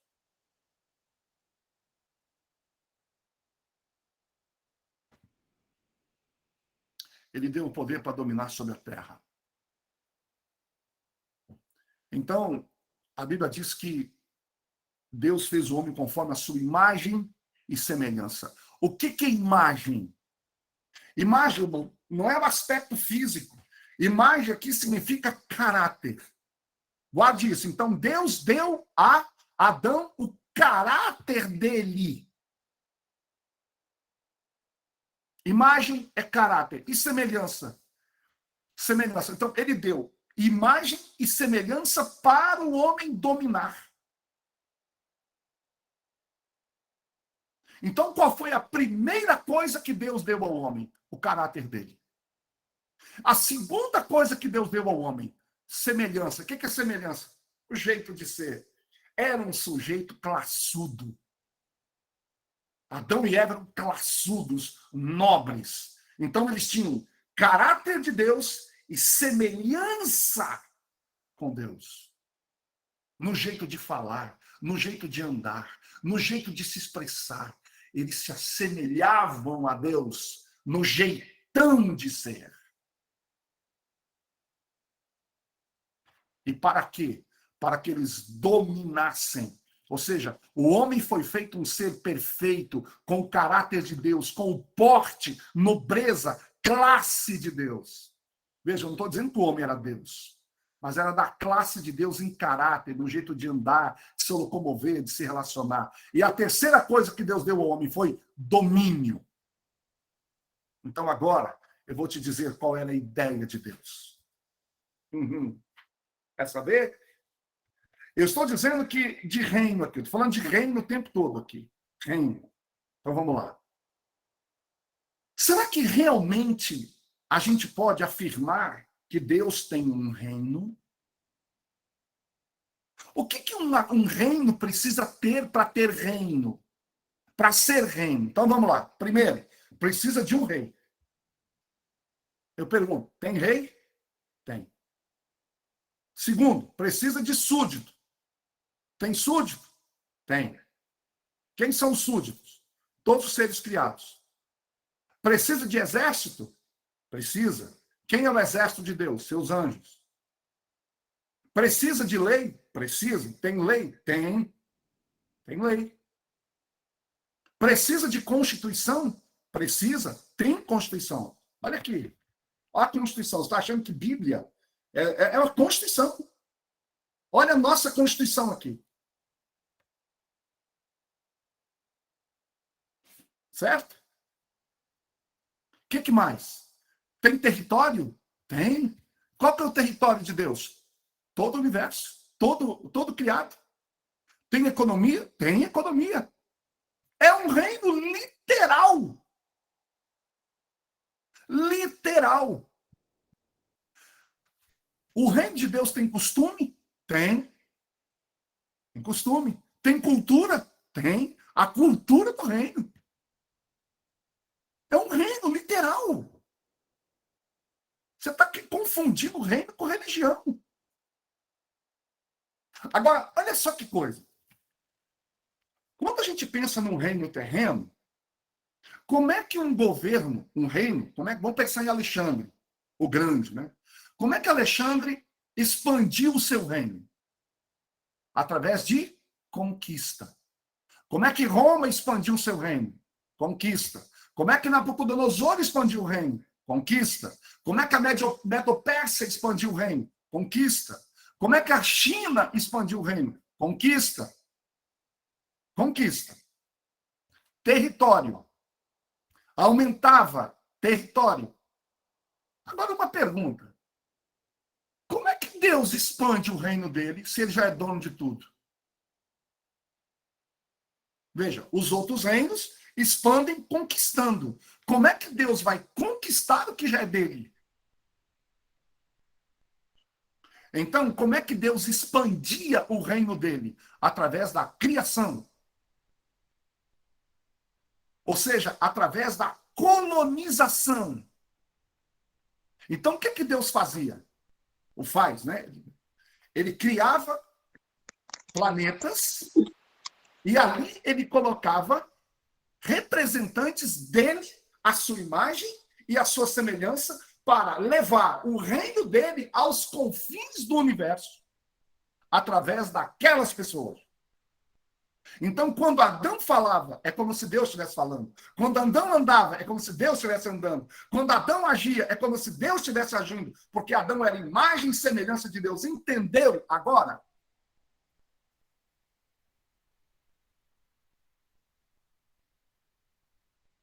Entendeu que não é religião?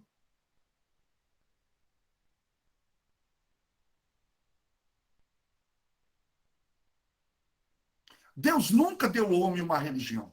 Deus deu ao homem o reino. Quando Adão desobedeceu a Deus, ele não caiu do céu. O diabo caiu do céu. O diabo perdeu o seu lugar no céu. Mas ele não perdeu um reino. O diabo não tinha reino. Quem perdeu o reino foi Adão. O diabo perdeu o seu lugar. Adão não perdeu a terra. Ele perdeu o reino dos céus na terra. Adão não continuou na terra? Continuou ou não continuou? Mas ele perdeu o quê?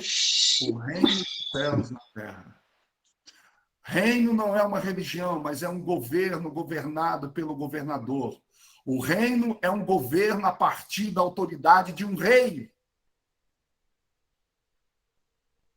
Deus disse a Adão: Adão, eu sou o rei nos céus e pela minha autoridade você será o rei na terra. Você vai manifestar os céus na terra. Assim como eu manifesto o céu nos céus, eu quero que o céu venha à terra através de você, Adão. Eu quero que a terra se pareça com os céus.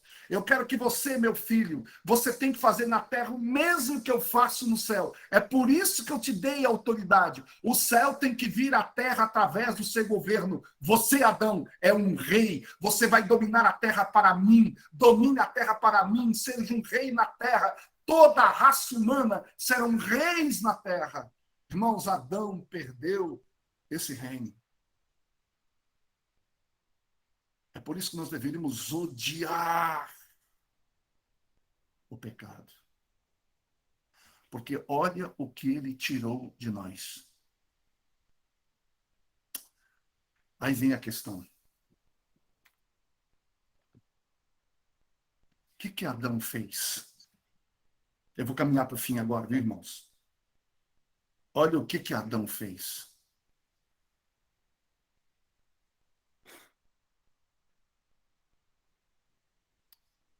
O diabo aprontou lá em cima. Segundo Ellen White, ele veio tentando, inclusive, em outros mundos e chegou aqui. E nós já sabemos o que aconteceu. O que o diabo fez? Irmãos, deixa eu te falar uma coisa. O diabo não queria a terra. Não? Você sabia disso? O objetivo dele não era essa terra. Eu vou te falar. Qual que era o objetivo dele? Não vou ler, a gente conhece bem a história. Livro de Jó. O dia em que vieram se apresentar perante o Senhor, os filhos do Senhor, veio com eles também Satanás. A pergunta é, o que Satanás estava fazendo lá? A pergunta é, por quê? Queridos, aqui a gente começa a entender o caráter de Deus. Vamos lá. Deus não deu domínio para Adão? O que Adão fez? Ele deu o domínio para o diabo. Agora, o Satanás, por um meio legal, mas imoral, ele ganha o direito de voltar ao céu. E Deus aceitou isso. Você já parou para pensar nisso? Então, quando Satanás aparece lá, e Deus pergunta, de onde vens? Ele fala assim, de rodear a terra e passear por ela. Queridos, isso é uma expressão poética para algo que é mais profundo aí. Sabe o que Satanás está fazendo? Eu tenho um sermão específico sobre Jó, eu estudei bastante aí. Jó, ele viveu provavelmente depois de Jacó, entre Jacó e o Êxodo. Esse foi o tempo que Jó viveu. Por quê? Por causa dos amigos dele que vieram falar com ele. Inclusive, alguns dos amigos eram descendentes de Abraão. Um era diretamente descendente de Abraão. Não, abriu o microfone. Ele era descendente de Abraão, portanto, era descendente de um dos filhos de Abraão que ele teve com Quetura. Outro era descendente de Esaú. Então, pensando que eles eram homens velhos, Jó provavelmente estava vivendo ali entre Jacó e, depois de Jacó, e a saída de Israel do Egito. Nessa época, o que era comum os reis fazerem? Porque não havia pesquisa de opinião, né? Pesquisa de opinião pública, não havia Datafolha, nada disso. Ele se disfarçava. Ele se disfarçava de uma pessoa comum, andava pela terra e ouvia o que as pessoas diziam a respeito dele. E pelo que diziam, ele podia saber se o governo dele estava sendo aceito ou não aceito pelos seus súditos. É isso que Satanás está dizendo para Deus. Deus faz a pergunta tipo assim, o que é que você está fazendo aqui? De onde vens? Esse é o texto. O que você está fazendo aqui? Deus está dizendo, você não é uma persona grata aqui. Ele fala, eu tenho direito de estar aqui. Porque eu ando pela terra e ninguém se opõe a mim. Está todo mundo fazendo o que eu quero. Portanto, eu sou o legítimo representante deste planetinha. Ou seja, Satanás, ele estava fazendo Deus engolir a presença dele lá. Vocês entenderam agora? É nesse contexto que Deus vira falar para ele assim, calma aí, espera aí, tem um sujeito lá embaixo que não. Você observou bem, meu servo Jó? Entendeu a pergunta de Deus agora? Todos, menos um. Todos, menos um. E Satanás fala, mas olha a situação dele. O cara é o cara, pô. O cara tem grana, o cara não acontece nada com ele, você cercou ele, tudo quanto é canto aí, ó. É claro que ele vai te obedecer. Ou seja, ele estava dizendo o seguinte, você comprou Jó. Eu falei, comprei? Irmãos, Deus colocou o caráter dele em jogo na vida de Jó. Eu pergunto, essa situação do diabo está na presença de Deus, poderia continuar? Claro que não. É nesse contexto que, então, o rei vem à terra para restaurar os reis. Eu quero colocar aqui algo lindo para vocês agora. Vamos lá. Paulo diz que na plenitude dos tempos, Cristo veio em carne. Que plenitude é esta? Plenitude profética, ou seja, cumprindo ali Daniel, todas as profecias concernentes ao Messias, mas também havia uma outra coisa importante ali. Vamos lá, vamos entender isso? Vamos juntos? como que funcionava o modelo de conquista dos reinos da terra. Vamos começar por Babilônia, que nós conhecemos bem pelos estudos de Daniel. Babilônia, Grécia e Medopérsia, todas tinham esse modelo. Eles invadiam um reino para tomá-lo, lembra que eles queriam expandir, e aí eles pegavam as pessoas que moravam lá e traziam para a sua terra. Não é assim? Lembra? Babilônia pegou os israelitas e levou para Babilônia. Os persas pegavam e levavam para a Pérsia. Os gregos pegavam e levavam para a Grécia. Aí veio Roma. Roma não. Bom, isso é lindo. Roma não fez assim. Roma era assim. Ela enviava o conquistador conquistava aquele reino, no caso, vamos pensar em Israel, fica mais fácil para nós. Conquistava Israel, o conquistador ia embora e enviava um representante do rei, com toda a cultura agora. Então eles construíam uma casa, veja bem, Pilatos. Você acha que Pilatos morava na casa de um judeu? Claro que não. Eles construíram uma casa para Pilatos. Então Pilatos era um representante de Roma em Israel. Então o que Roma fazia? Roma ele trazia o quê? A língua, a cultura, os costumes.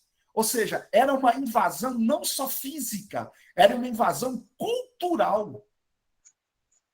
Eles queriam transformar aquele reino novo num jeito de pensar romano, com leis romanas, com cultura romana, com linguagem romana, com vestimenta romana. Entenderam agora? O modelo de Roma era diferente. Quando o modelo de Roma apareceu, Deus falou assim, está na hora. É agora, vamos descer. Por que vamos descer? Porque na Terra tem um modelo que está copiando a gente. E Cristo vem. Então vamos pensar. Como que Roma, o diabo é terrível. Olha como Roma copiou o modelo de Deus. Vamos pensar?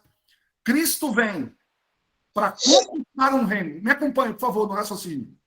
Roma não saía de Roma para conquistar Israel?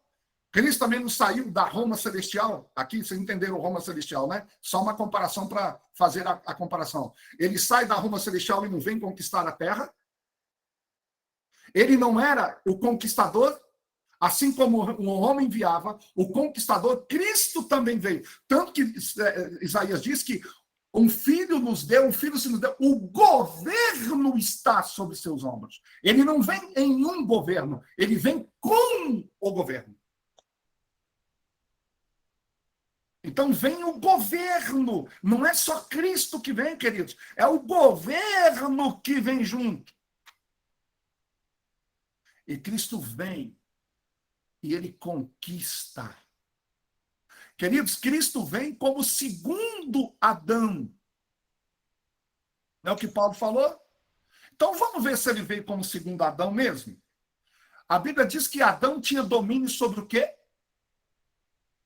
Animais, aves, peixes, plantas. Agora vamos para Cristo. Cristo, uma vez, Pedro estava pescando, não tinha pescado nada. Ele fala assim, joga a rede do lado direito. E Pedro jogou. E os peixes foram para a rede. Eu pergunto, quem mandou os peixes ir para a rede? Com a sua mente. Os peixes ouviram aquela voz. Vão para a rede agora. Opa, Adão voltou. Adão voltou. Ele tinha domínio sobre plantas? Tinha. Ele passou por uma figueira e disse, nunca mais vou dar fruta em ti. Secou. Olha Adão andando de novo aqui. Olha Adão, o segundo Adão reconquistando o reino. Eu nem vou falar da vida eterna aqui, que um dia eu faço. Se algum dia eu voltar a falar para vocês, eu vou falar sobre a vida eterna num outro contexto que vocês acho que ainda não viram. E Cristo conquista. E Cristo vai para a cruz. ele vai embora. E antes de ir embora, ele diz assim: não se turbe o vosso coração. Credes em Deus, credes também em mim. Na casa de meu pai há muitas moradas. Se não fosse assim, eu teria dito, eu vou preparar-vos lugar. E quando eu for vos preparar lugar, não casa. Lugar é diferente de casa.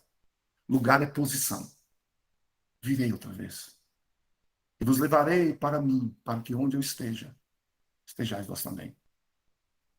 Pois é necessário que o Consolador venha, ele diz em outro lugar. Porque se eu não for, o Consolador não virá.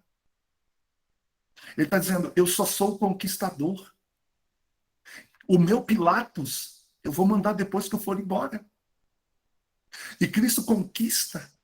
E agora Satanás perde o direito de estar na presença de Deus. E eu pergunto agora, quem nos representa nas reuniões? Quem, queridos? Ele, Emanuel. Foi a segunda expulsão de Satanás. Em definitivo. Amém? É por isso que ele diz, olha, e Satanás foi expulso do céu, ele está revoltado, porque agora ele sabe que pouco tempo lhe resta. E Cristo agora é o nosso representante lá. Ele senta na... já imaginou? Deve ter um monte de cadeira com o nome de todo mundo. E na cadeira de Adão, tem escrito Adão, sabia? E nessa cadeira Cristo senta. Imagina os outros seres não caídos olhando para o lado e fala, cadê o representante da terra? É o Senhor Jesus. Já pensou? E ele fala, está aqui minhas mãos. Você já imaginou, ele fala mal de nós? Você acha que ele nos acusa ou nos defende? Entende isso? Como somos amados. Aí o que ele faz? Ele manda o Pilatos dele. Quem é o Pilatos dele? O Espírito Santo. Entendeu? É por isso que ele fala, esse Pilatos, ele vai convencer vocês. Ele vai mudar o jeito de vocês pensarem. Então, irmãos, deixa eu lhe falar uma coisa. O que o Espírito Santo faz aqui hoje, como representante de Roma, entre aspas, celestial, que é o Pilatos de Deus aqui. Primeiro, Pilatos precisava de um lugar para morar, e o Espírito Santo também. O representante de Deus vai morar aonde? E Cristo fala assim, eu já preparei um lugar para o Espírito Santo morar. Eu limpei a casa. Como é que Cristo limpou a casa? Como é que ele limpou o templo? Derramando o seu sangue. Em todo aquele que se deixa purificar pelo sangue de Cristo, o Espírito Santo vem e faz nele morada. E a partir do momento que o Espírito Santo faz nele morada, o que você se torna? Opa! Uma embaixada. Você é uma embaixada do reino onde o embaixador, que é o Espírito Santo, mora. Então eu pergunto, aonde você entra, o reino está lá. Você vai para a escola, o reino está lá. Você vai para o supermercado, o reino está lá. Você vai para a igreja, o reino está lá. Você entra no ônibus, o reino está lá. Você entra em um avião, o reino está lá. Por quê? Porque você se tornou uma embaixada ambulante do reino. Porque o Espírito vive em você. E aí, não só uma embaixada, você também se torna um embaixador, porque o Espírito Santo usa você. Ele fala, olha, por isso que ele vai lembrar você de tudo que você tiver que falar. Aí, irmãos, olha como é que fica fácil. Imagina que hoje, né, essa coisa da homossexualidade está entrando na igreja, essa discussão, não sei mais o quê, esses assuntos polêmicos, e aí vem alguém para jogar uma casca de paz, uma casca de banana na frente da gente e fala assim, e aí, o que você pensa sobre esse assunto? Deixa eu te dar uma coisa importante para vocês entenderem. Embaixador não dá opinião própria. Guarde isso. Embaixador não emite opinião própria. Embaixador emite a opinião do governo dele. Você está entendendo por que o embaixador, todo dia de manhã, vai falar com o governo? Como é que a gente chama isso? Oração. Você está entendendo por que o embaixador, todo dia, lê a Constituição do governo dele? Isso a gente chama leitura da Bíblia. Leitura da Bíblia, na verdade, é o embaixador conhecendo cada vez mais o jeito do governo dele pensar. Oração é o embaixador indo ao governo perguntando o que ele tem que fazer hoje. O que eu tenho que falar hoje? Como é que eu tenho que agir hoje? Então, quando alguém vem e pergunta para você uma coisa como esta, qual a sua opinião sobre essa homossexualidade? Você fala, eu não tenho opinião sobre isso. Agora, você quer a opinião do meu governo? Como assim do seu governo? Sim, eu sou representante do governo do céu. Você quer a opinião do meu governo? Eu te dou. Mas não minha. Eu não tenho opinião sobre isso. É por isso que você precisa conhecer esse livro profundamente. Para você parar de dar opinião própria sobre as coisas.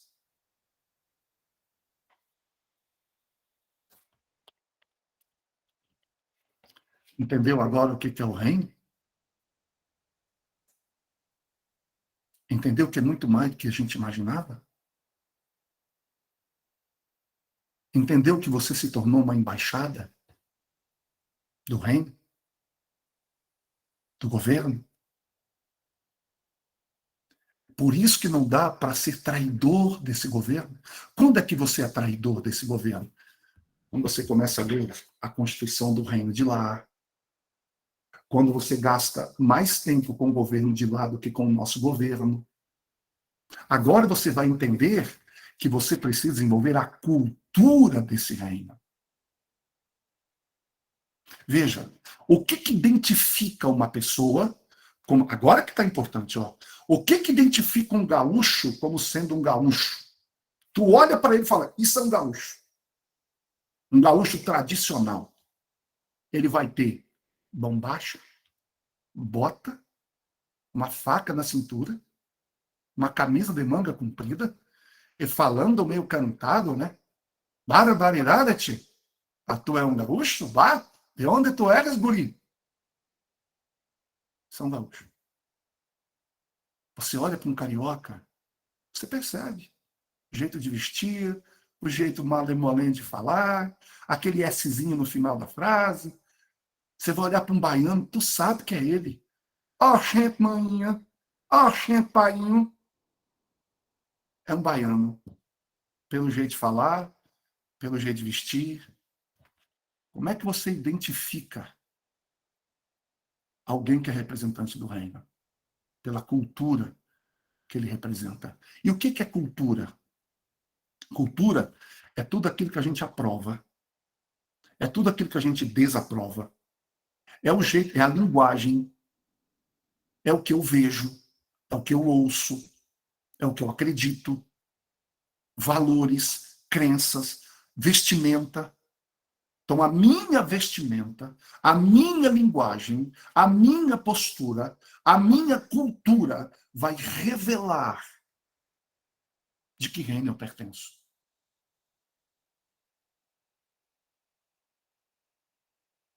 Percebe que a maneira como o reino enxerga roupa, comida, linguagem, música, filmes, livros, tudo que você entra em contato, não tem nada a ver com religião.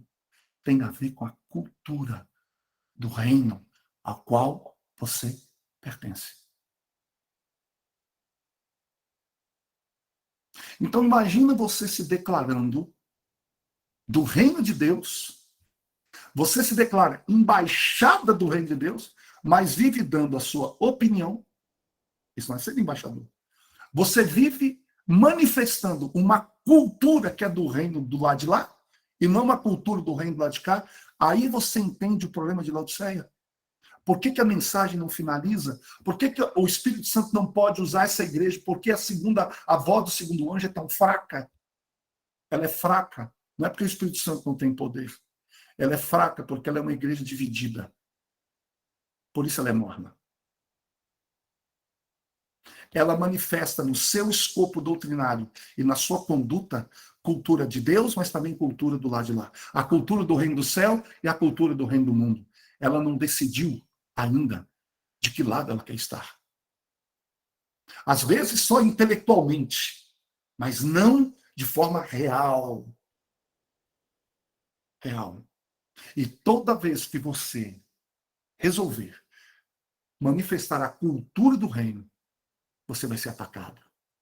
A religião vai te atacar. Então, irmãos, eu quero finalizar dizendo o seguinte. O que Deus quer de nós? O que Ele está esperando da gente? Ele está esperando que nessa última geração nós tenhamos um monte de Jós. Em que o diabo fala assim, a terra está quase toda dominada. E Deus fala, mas vocês observaram aquele povinho lá embaixo? Então eu vou te chamar, para que Deus te chamou? Deus te chamou, irmão, para você defender o caráter de Deus na sua vida. Quando você vive a experiência do reino, você está dizendo de que lado você está. Você está dizendo para o universo inteiro que Deus sempre esteve certo e que o diabo sempre esteve errado. Quando eu deliberadamente peco, quando eu faço aquilo que o meu governo não quer, eu estou dizendo, o meu governo está errado, o diabo é que está certo. Agora, quando eu faço o que Deus manda, porque eu sou embaixador dele, o reino dele vive em mim, o representante dele vive em mim, eu estou dizendo, o meu governo é que está certo, o seu está errado, e nós não temos que ter medo de dizer isso. É isso que o segundo anjo vai dizer. Porque serão cheios de muitos Jós, masculinos e femininos, homens e mulheres, cheios do poder do Espírito Santo. Embaixada de Deus, e aonde esses caras entrarem, o diabo vai sair. É por isso que você verá milagres. É por isso que muitos serão curados, ressuscitados. Sabe por quê? Porque isso é obra do reino. O que Cristo falou? Eu vim para desfazer as obras de Satanás. Então, cura não é um dom apenas que Deus dá. Cura é o reino de Deus em ação. Pregação é o reino de Deus em ação. Milagre é o reino de Deus em ação através dos seus embaixadores. Somos nós. Mas nós precisamos desenvolver a cultura do reino em nossa mente, ou seja, mudar a maneira de pensar. É isso que Cristo diz. Arrependam-se. É disso, agora eu finalizei, eu queria dizer, o que é arrependimento lá em Apocalipse 3:19. Arrependam-se. Mudem a maneira de pensar. E vivam o reino dos céus aqui na terra. Que Deus nos abençoe. Que Deus nos ilumine. Amém. Amém. Amém. Falei demais. Gratidão. Aqui. Mas eu tinha Não terminado. falou, não. Vamos orar? Amável Deus, querido Pai, nós só te pedimos uma coisa. O que houver em nós que o teu Espírito Santo não possa habitar aqui, por favor, limpa. Amém. Por favor, extirpa. Elimina, destrói aquilo que não pertence ao teu reino. Amém. Aquilo que não tem nada a ver com o teu governo. Que os nossos olhos, nossa boca, nossos ouvidos sejam 100% dedicados a ti, Pai, sem reserva. Nos dê, Pai, por favor, poder para isso. Nós queremos, estamos aqui até essa hora, para isso. Por favor, Senhor. Nós queremos ser seus embaixadores aqui na Terra. Queremos dizer para o universo inteiro que o Senhor sempre esteve certo. Que o Senhor é justo. Sua lei é justa. Seu caráter é correto. O Senhor é perfeito. O Senhor nunca errou. O Senhor nunca falhou. O Senhor é o nosso Deus, o nosso Pai. Obrigado. Obrigado por nos escolher, falhas e frágeis. É por isso que tua palavra diz, né, Senhor? O Senhor falou na tua palavra que o teu poder se manifesta na fraqueza. Nós somos fracos. estamos aqui para que o teu poder se manifeste através de nós e em nós. Em nome de Jesus, amém. Amém. Amém. Gratidão. Amém. Que nem peso das minhas costas. Amém. Amém. Deus seja louvado. Amém. Joelson, está com a mão levantada aí, Joelson?